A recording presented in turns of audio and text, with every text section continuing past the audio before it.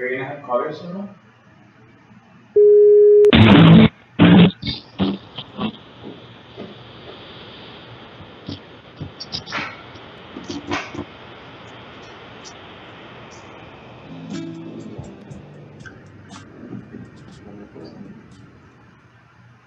Hey you guys, welcome back to the AntiMedia Radio. Thank you for joining us on this experimental program where not only can you hear us, but you can see us too. We're super excited to be trying this out. Our show is here on UCY.tv where we're super happy to be celebrating a couple years of radio now, and we're expanding hopefully with this new technology soon. We were going to be celebrating the importance of understanding roots tonight, especially in relation to saving water, which is a hot topic right now,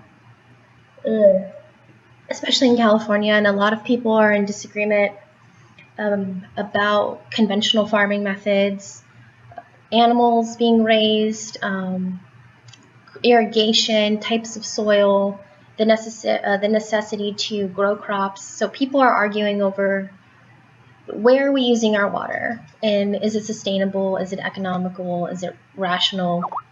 And Robert Carrick, who was the scheduled guest tonight, had some mishaps with his technology, so we'll follow up with him soon. Hold on a second here. I'm hearing that I don't come through on the video, so excuse me while I check our little technical glitch here. Let's see. Why are we not coming through? Give me just a second here. Call.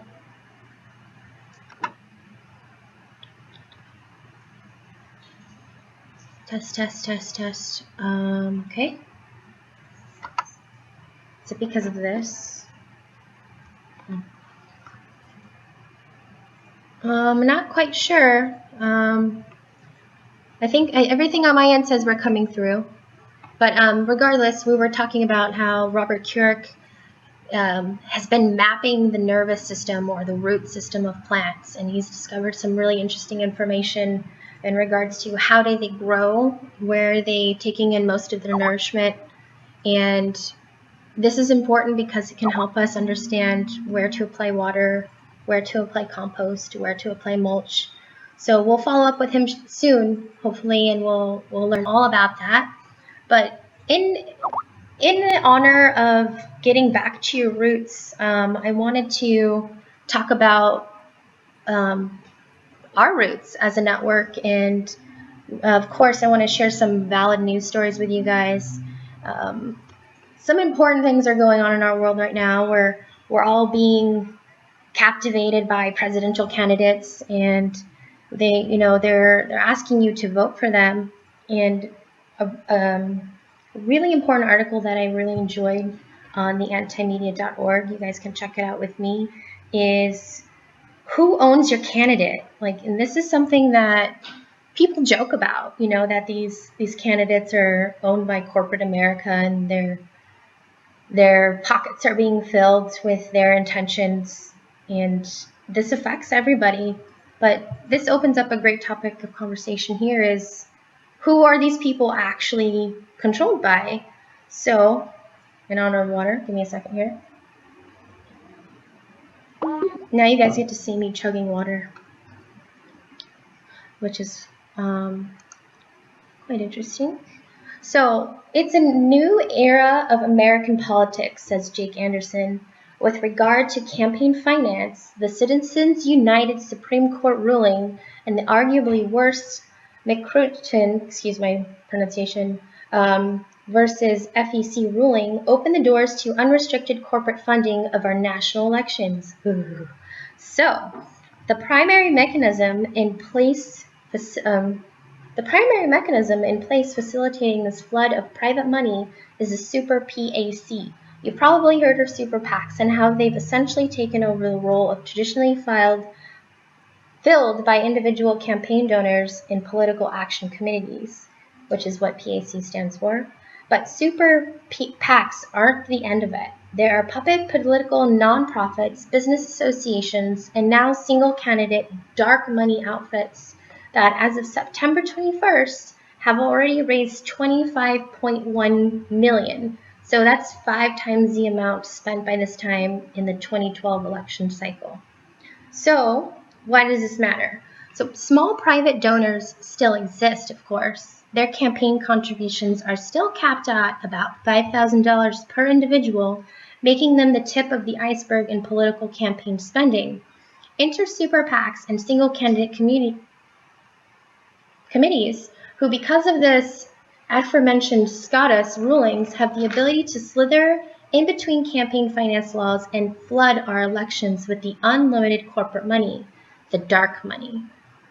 Okay, guys, so why does this matter? Well, because as we have discussed many times on this program, there are not very many conglomerates in this world. So that means a small amount of people have a major influence, and that's not fair. Like we are a mass populace, and we can make a difference regardless of the spending. But it starts with being aware, which is why I want you to be aware of this.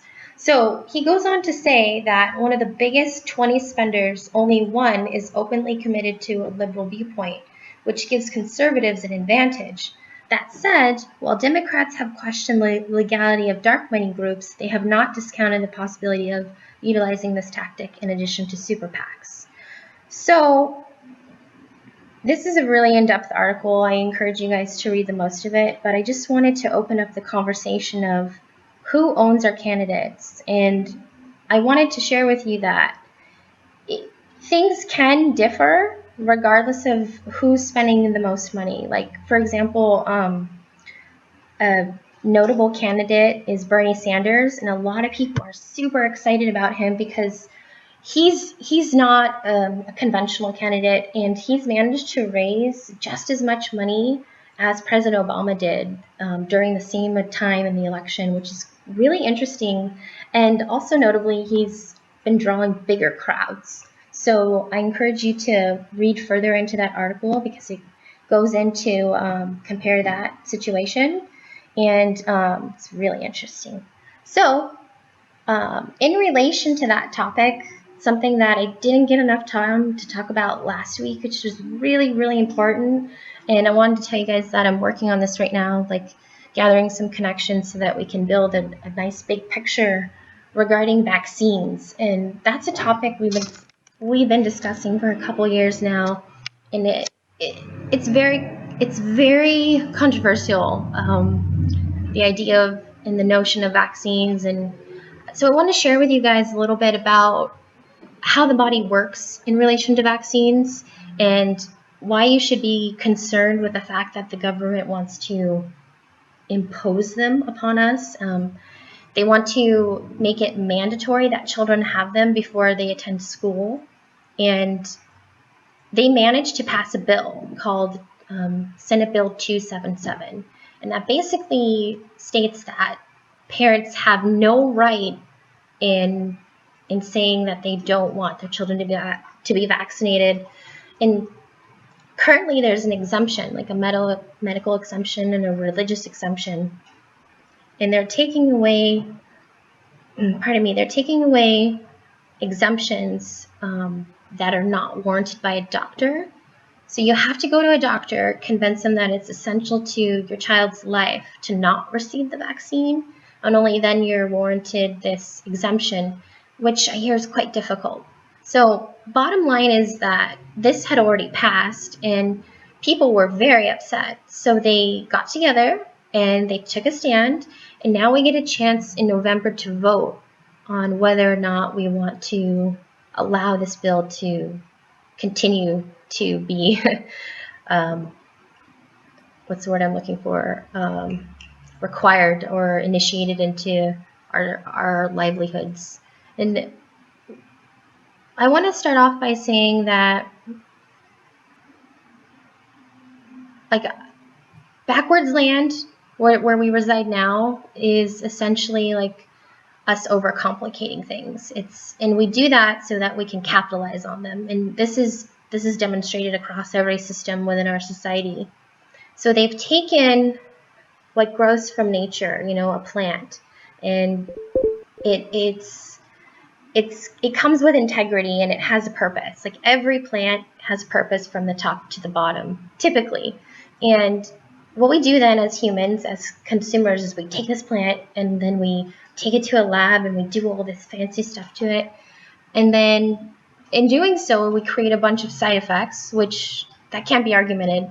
And because in this country, the FDA only dictates that when you create a substance, it only has to work.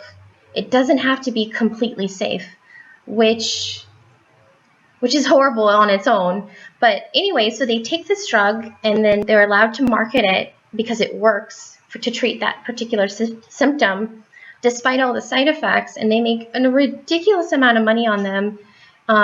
And in the meantime, people get trapped in this system of necessity. And besides destroying their flora, which we'll touch on, and depleting their immune system, which we'll also touch on, they're perpetually supporting this system of illness, because no longer are conditions actually addressed. We just like cover symptoms, right? So we're getting caught in so many different avenues, but your health is what matters the most.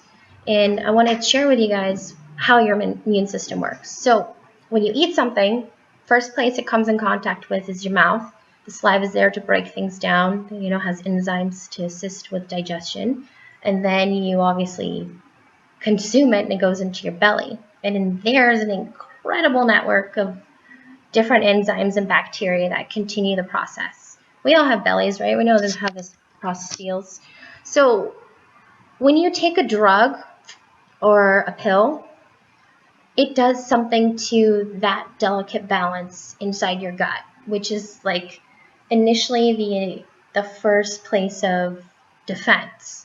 And it's really important because what's in there and how it's balanced dictates every function, every hormone, every system within your body. So wouldn't it make most sense to support what you already have, that natural defense, instead of taking things that imbalance it and throw it off? So that's part of it, though, is people have gotten trapped into that necessity. And you're not only losing your rights to choose, but you're losing the notion that you don't need those things. So that was just an idea, essentially, that was sold to us at one point or another.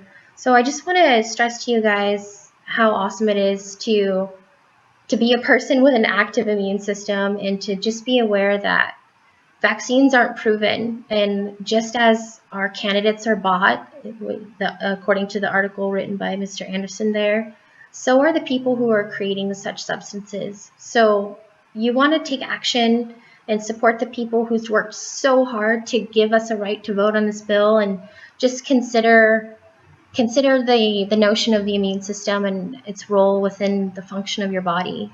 And if you can, protect the future Americans that will be enacting all of our work too.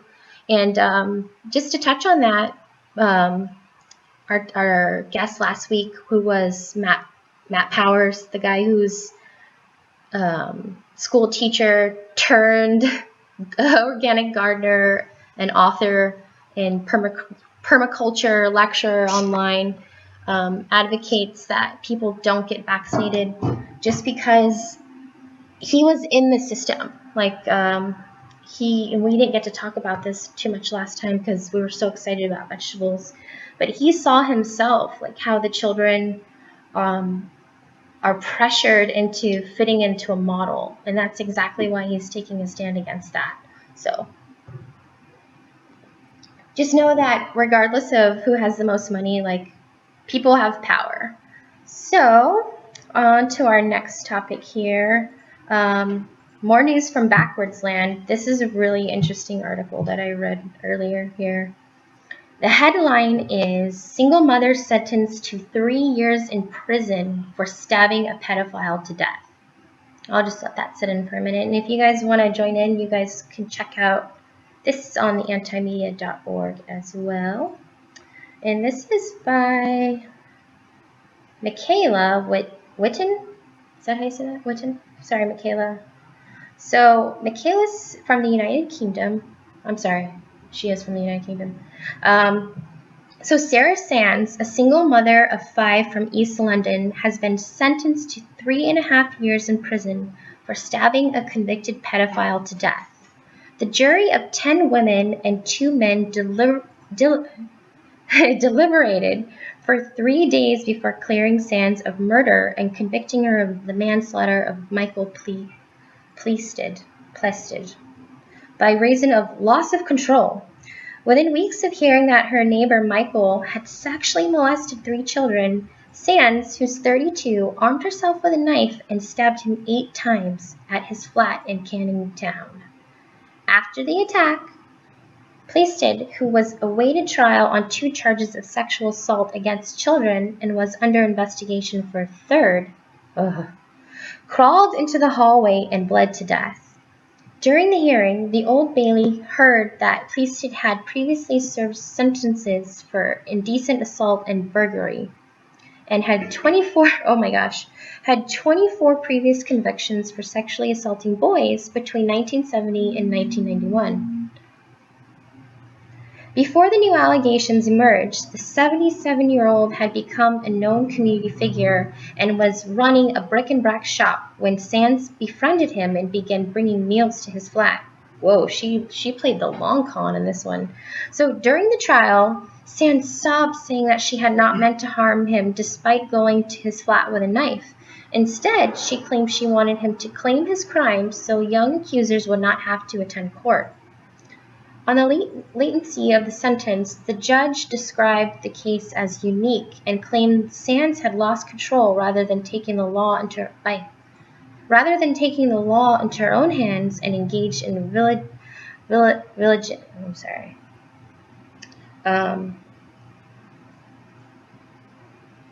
I can't read that word there. He added this was a case in which the defendant promptly gave herself up to the police in a highly stressed state, never disputed responsibility for the killings as a matter of fact, did not take the opportunity to get rid of evidence, and demonstrated remorse. Sands has been in custody for 10 months and could be released on the parole in 11 months' time. So this brings up my next topic, which is something we talk about often on the program, and is something that's been debated a lot recently in our society, is vigilante. That was the word that stuck me early.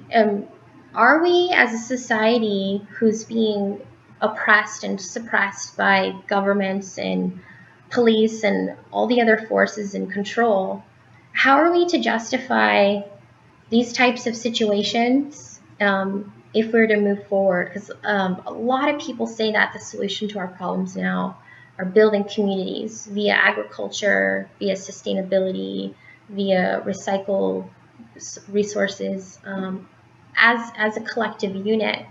And the one thing that's always brought up is, how are we going to handle people like this in our society?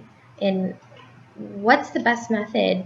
And what's even scarier, and something I want to bring up, is if our current system is so effective, this is my argument, how can a man repeatedly do these types of things to various people over like a 30 plus year period? So there's definitely a flaw in the current system.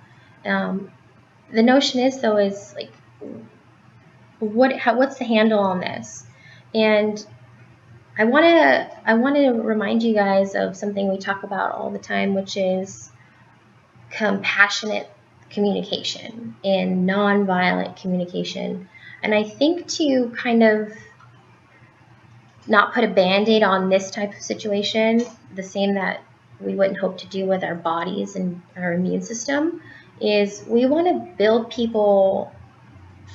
We want to start at the beginning, like from the moment they emerge. We want to have a system in place where we're teaching people how to communicate in a nonviolent fashion, or how to clear up words, or how to support each other. Because a lot of time, and Marshall Rosenberg, who's the teacher of nonviolent communications, great teacher and lecturer. You guys can check him out on YouTube, and he goes in super in depth into this stuff. But he says that people react in such horrific ways, like the man doing those horrible things to children, or the lady killing him as a result of her anger, that we do those things when our needs aren't met. So why are these people's needs not met? Well, there's some sort of failure, and this is not even in America. This is in the United Kingdom, where these systems have a failure rate, and a lot of people separate themselves into groups. We divide ourselves into anarchists, into feminists, into all lives matter, Black lives matter, police lives matter, just to give some examples, Democrats, Republicans.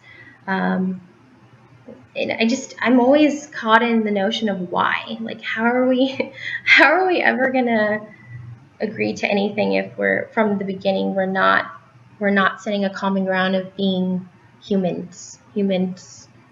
So I just wanted to make that notion that, violence is going to happen and wonderful things are going to happen, but we got to start at the beginning, and we can't do that by growing food full of chemicals and pesticides and polluting the environment and filling people full of poisons and then not reforming them when we get a chance. So I hate to be so blue and gray today, guys, but that's just something that's been on my mind, is that we've got to stop with the freaking labels beyond human. And I wanted to bring up a few topics to kind of give me a segue into something that was really profound today, and a great example of just this notion. And I have been playing it in my mind in the background today just because it struck such a chord with me. And I thought to myself, I got to make sure to integrate that into a program sometime soon, because it's that important. But we already had an entire show planned today, but obviously that didn't happen. So I guess you guys get a really cool story. So I'm at the third bank, ironically, that I need to go to for the day, so that I can extract all essentially my life hours to write for these Federal Reserve notes, so that I can pay to live in a place where I was born. And I'm in line, and this lady, I can hear her talking behind me to her daughter, or to a young girl. I didn't know it was her daughter at the time. And she's saying, I like her hair. And they're just going off and off. And we sparked a conversation. And we got into the topic of dowries and how culture used to be different. And people used to build communities and gather resources and merge their families based on resources and practicability. And she couldn't understand the notion. And her mom surprised me by bringing up a very touchy topic of, it was very serious that the woman remained pure, and that they would provide these types of promises in exchange for cattle or land or gold or whatever the case. And the woman then said that, it was as serious as the family bringing out the sheets to prove that the lady was pure. Did you know that? That these families would, I know this is graphic, but there's a reason. The women would bring out the sheets with the blood, and they would show like, look, this girl was pure. And then I brought up the notion, I know, right? All the people in line were like, They were so horrified. You should have seen the faces. And I'm sitting there like a really intrigued human, like, oh my God, look at this. Look at these people. This is our society in a nutshell, like purely demonstrated. And we're getting all these horrific looks. And I took the opportunity to say, and what's even more upsetting is that we didn't have understanding of the body at the time, that not everyone develops the same way. And like, imagine the women who didn't have that part, they were just instantly killed, right? Perceived as non-pure. And everyone in the line at the bank, because it was long, was just like, ugh. And this old lady about 80 years old, looked at me dead in the face and she's like, you're disgusting for talking about these things. And I was like, oh, well, I appreciate your opinion, but do you know how many people have died so that I can stand right here and speak my mind? And she stopped. And she thought about it for a second.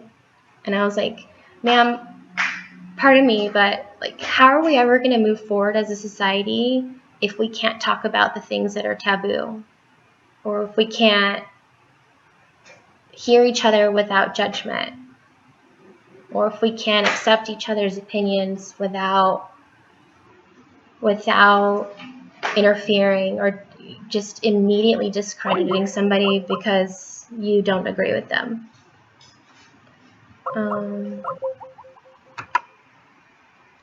Hold on here, something's going on with the radio. Oh, there we go, we got our call back. Sorry guys, went down for a second there. So it was just a really awkward moment in society where I found a great opportunity to educate people, like in a in a moment of just utter like awkwardness. Like there's no better word. It was just complete awkwardness. And it really changed the energy though, because everyone went from being really angry at each other to like really like stuck in like perplexed pondering to like, okay. And then I looked in that young girl's eyes because she was horrified. She was so embarrassed by her mother. And I told her, I'm like, you have no idea right now, but your mom is just the right amount of weird. And she's building character for you, and she's going to be able to talk to you about anything. And it just kind of gave me hope that people are building better people, and they are talking about things that have been erased from textbooks, and they're instilling different ideas within the youth, like growing food and using herbal medicine and speaking your mind. And I just want to bring light to the darkness that you can transmute any situation. Like this show, I'm sorry it's so random, but we had an entire hour planned with somebody, and that didn't work out. But you just got to keep rolling with it, right? Just like the old lady who's disgusted. So, let's see here. Speaking of all the people who have died for freedoms, there's a really important article that I want to discuss on the AntiMedia.org. This one's by S.M. Gibson. This was also published today, and a lot of people are reading it. It's titled, Airstrikes by U.S. ally have killed 500 children since March. Shocking, right? So, one of the United States' strongest allies is currently inflicting as much carnage as any other nation in the world. Instead of being vilified for their part in a staggering amount of human rights atrocities, the critics go mute and the bloodshed is rewarded. The news regarding Saudi Arabia this week is too abundant to include in any one headline. According to UNICEF, the ongoing attacks by U.S.-backed Saudi Arabian-led coalition in Yemen have resulted in the deaths of at least 505 children since March 26, 2015. Another 710 have been left injured, and 1.7 million are at risk of malnutrition. We talked about how important nutrition is earlier, right? So As Daniel Johnson of UN pointed out, the gravest numbers are equivalent to 8 children killed or maimed in Yemen every day for 6 months. On Monday, a missile from a Saudi-led airstrike struck a Yemeni wedding reception in the village of, Al-Wahija, that's pretty good, located near the Red Sea.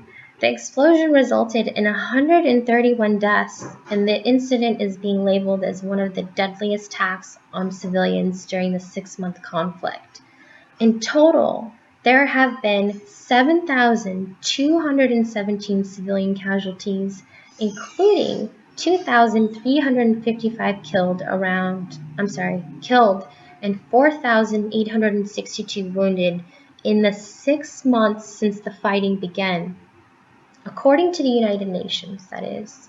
Despite these statistics, the Minister of Foreign Affairs of Saudi Arabia, while addressing the United Nations General Assembly on Thursday evening, had the audacity to scold the international community's inability to end the bloodshed in Syria. Abdel Ahmed al-Jubeir, I don't know if that's right, hypocritically stated that the world has been unable to save the Syrian people from the killing machine that is being operated by Bashar al-Assad. It gets worse. Last month, it was announced that Saudi Arabia would head the UN Human Rights Council, yes, you read that correctly, a decision that mirrors unfathomable satire. According to cables released by WikiLeaks, Saudi Arabia, along with their despicable human rights record, originally made their way on the council under very questionable circumstances in 2013. The cables allege that a vote trading deal was made in secret between Britain and Saudi Arabia to ensure both countries were elected to the council. Days prior to the announcement that Saudi Arabia would head the UNHRC, the Saudi regime released their decision to deny the final appeal of 20-year-old Ali Mohammed al-Namir, age 17 at the time of his arrest.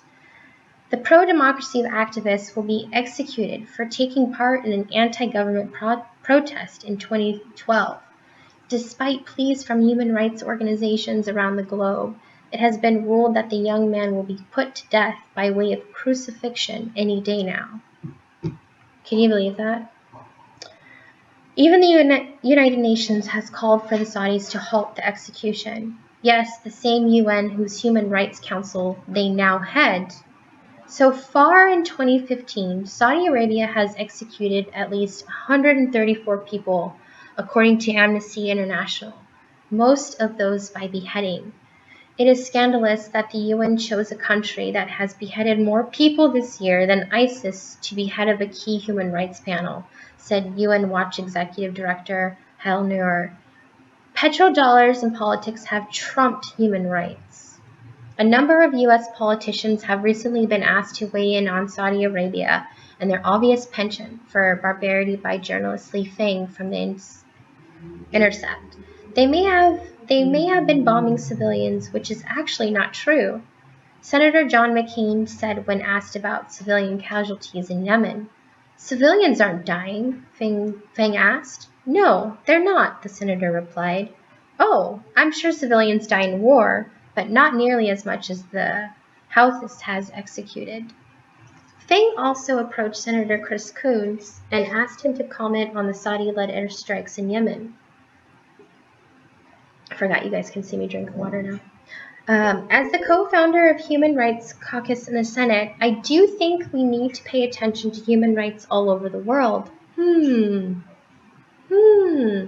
Regardless of where human rights violations arise. When Feng pressed the senator to elaborate on Saudi Arabia specifically, Coons immediately ended the conversation. Coons ignored me and continued walking into the building, even though a staff member accompanying him had just informed the senator that he had plenty of time before his speech. The staff member offered to exchange contact information for a lengthier comment later. I emailed and did not hear back, according to Feng. In case you are left pondering why you hear corporate news outlets harp on the incivilities of numerous Middle Eastern nations ad nauseam, while the brutalities carried out by Saudi Arabia are never uttered, it is worth mentioning that, coincidental or not, the second largest stockholder in Fox News 21st Century is a man by the name of Prince Alawid bin Talal. The prince, who just so happens to be a member of the Saudi royal family, is also a prominent stockholder in Citigroup and Twitter. So, what does that mean to you? You know, we've covered a wide array of topics tonight, all relating to how rights and liberties are being stripped from people, not just in America, but all over the world. And I hope that I communicated to you that it starts with separatism and the labels that we give ourselves. And even though we didn't get to talk to a scientist slash gardener slash innovator slash author slash teacher about understanding roots, I think with the montage of all these stories and ideas from around the globe, one can ponder and conclude that perhaps getting back to our roots is a lot more than titles and money-mongering freaks power over us, because people are so much more than a dollar. And you're so much more than a cell or an immune system or a voice or even a nipple. Like there's so many radical things that we fight over that are so silly and are simply just a squandered waste of time. And it's disheartening, though. It, and that's why we do this, though, as the AntiMedia, is we try to give you guys not only the news, but things to empower you as well. Hopefully we give you guys a balance of the two. So in honor of looking at the bright side, despite all of these things, I wanted to encourage you guys to check out not only our network, because it's growing and people can be a part of it. We encourage people to contribute to us, so you can go on the antimedia.org to check that out. You can also find so many topics about what's going on in the world and how to empower yourself, not only on our channel, but on so many other channels on the UCY network. You can go to ucy.tv/live starting soon to hear this, as well as other shows. So it's just an example of how people are gathering and fighting the elite despite all of the negative in the world. And it's a process. And like, for how many centuries have we heard anarchists or agorists or peaceful world leaders tell us to change our perception to the inward, right? Like, why is it so hard to do that, though? It's because we're constantly being bombarded by the people who have all this. They have your attention. So if you're here now and we have your attention, in honor of getting back to roots as a human being, not a human doing, I want to spend the next 20 minutes talking about how you can do that. My background is health and nutrition and gardening.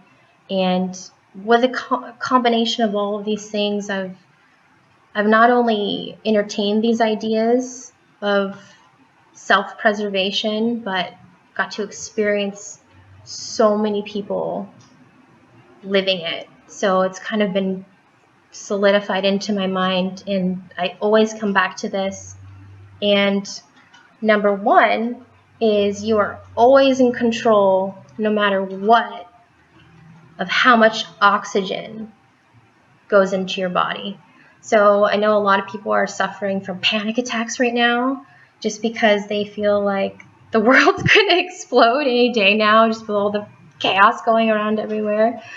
Myself included, I've had lots of anxiety lately. So you guys can bring it back with, believe it or not, 4 breaths. From breathing in through the nose and out through the mouth, reset your nervous system, which dictates every function. So if you want to feel better like soon, 4 deep breaths every time for the win. And then another thing that is very important is stretching. And I know a lot of us on the staff lately have been introduced to the idea of yoga, which has been super transformational, not only here, but to a lot of people we know. And what's really important about that is that yoga is a practice, and it reminds you that the notion we discussed tonight, that you're not just a human, you're a being too. So you've got this body, you've got your emotions, and you've got your analytical mind. And the cool thing about yoga is that it kind of forces you to be in your body and experience all the things that are occurring in there. And then you kind of have this moment of connectivity, believe it or not, what a notion, where you kind of process that thing, whatever it's kind of ailing you, you go, and you have a little moment attached to it where you let it go. And it's such a healing practice because that's not something we're taught to do. We're not taught to sit there and go, what's ailing your body? Have you focused on it and let it leave itself and healed as an individual? Like these things are not common knowledge. So that's what's beautiful about it, though, is it kind of gives you your power back, and you have this idea of control, and that's really important because anything that instills that within a person matters. Because in a world where we're led to believe that we don't have control and our rights are being stripped away every second, just having that moment of clarity and power is really, really inspiring. So if you have a moment where you're feeling super freaked out, just try it for once. See what happens. So we talked about breathing, we talked about stretching and the connectivity notion. Another important thing that people overlook is water. And that was going to be a major thing we discussed tonight. And what's really important about drinking enough water is that besides nerve impulse, water controls and stimulates all the systems in your body, like from the way your skin moves and processes toxins, to the way you digest, to the way your cells clean themselves on a cellular level. It's necessary for every muscle and every tendon. And believe it or not, besides being chronically malnutrition, existing in malnutrition and poor oxygen levels, which are like basic essentials of life, the other is people are lacking water. And why is that? Like, why are we lacking essentials? And I guess that's my main point, is that the things that are common knowledge to us existing are not common knowledge, are the things that are necessary for the function of us are not things that people know. And it's important to share these types of things. Like, for example, each person should be drinking their body weight divided in half in ounces every single day. And that's for sedentary activity. So if you're exercising, if you're doing things like yoga or running, you need to increase that level. So you take your weight, say it's 50 pounds, okay, just for example. You divide it in half, that's 25. So that person that weighs 50 pounds needs 25 ounces of water just to function. People don't know that. And another thing is that we're drinking community water, which, believe it or not, is also an industry, and they put so many additives in their water, and we've written many articles about it. And one of the main things that people are concerned with is the fluoride. and the process in which water is cleaned, which is usually chlorine. And this is worrisome because fluoride is a heavy metal and it's accumulating, which means that it just compounds in the body. And the only way to get it out is to eat very certain foods. And it's just an example further of how things occur to us without our notion. We talked about the vaccines, which is an obvious one, but as simple as water, like things have to change. People have to be like the people who gather referendums and oppose bills on every level. So if you can, just empower people towards their optimal wellness and share things like our programs and our articles, because they are they're not just anti-media, but they're anti-establishment, anti-conventional, anti-typical. And I'm really grateful for you guys listening to my random uh, spontaneous broadcast of awesome mess entanglement. It definitely wasn't planned, and it's definitely a learning experience. And you're welcome. You got to see my face. You all owe me $30 for this hour, so you can all send that to me. That'd be great. No, I'm just kidding. But oh my gosh. I want to talk about what's on the agenda for next week. In honor of building communities, I've been connecting with a lot of awesome people who are anti-typical, anti-conventional. So I met with this guy. Give me just a second here and I'll pull up his information so you guys can find him too. He's local to me, but he, believe it or not, he's one man and he owns a local dojo, I guess you would call it. And he does so much amazing work in the community that even he's attracted the attention of the media, which is kind of an awesome feat of achievement for one guy here. And they're not reporting that he's evil or a molester or anything like that. Like, they're actually supporting him in his cause. So this guy does more than just teach jiu-jitsu.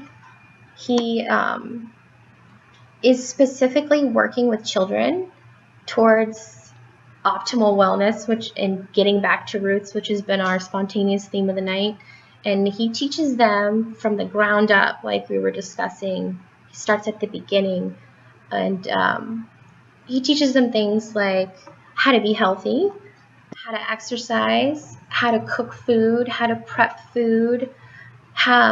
More importantly, he homeschools children, so he's kind of unschooling them, is what people are calling it now, or anti-schooling, which is kind of funny. But he teaches them, and he, like Matt Powers from last week, he integrates exercise, education, and sustainability into homeschool.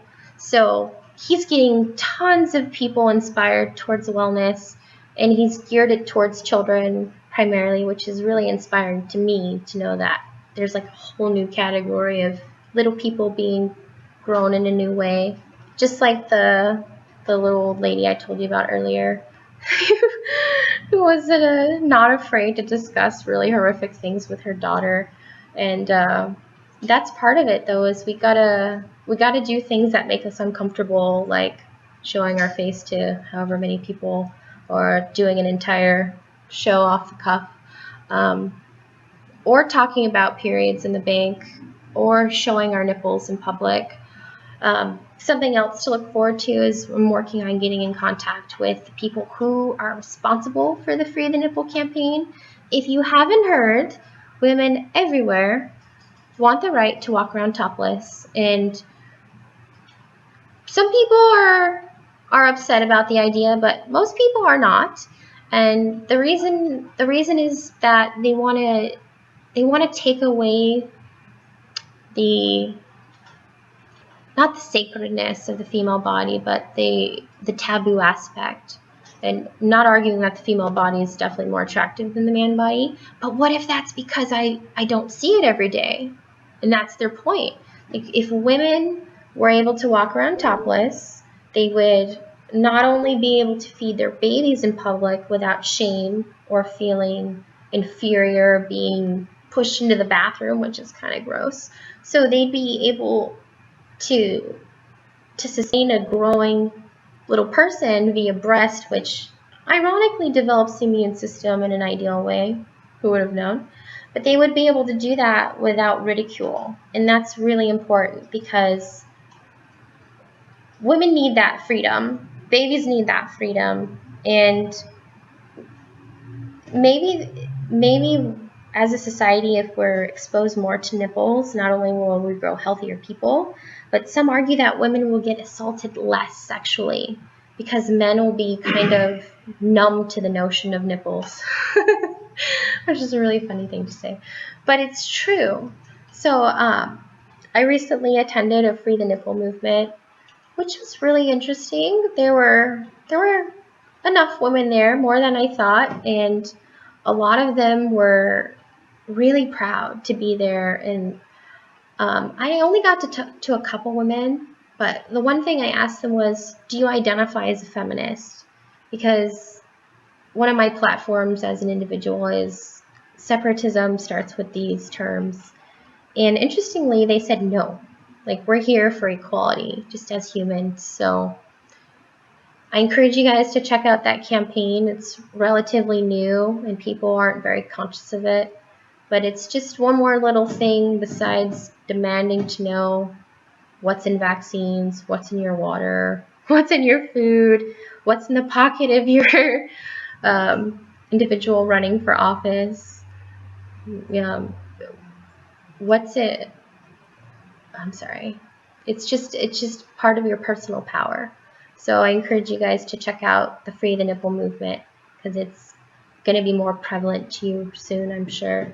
And this is just a test, so I'm not sure if we'll be doing this for following programs, but we're definitely trying it out. And I want to thank you guys a lot for joining me. And I'm actually gonna catch up with you guys on Monday, okay? Thank you.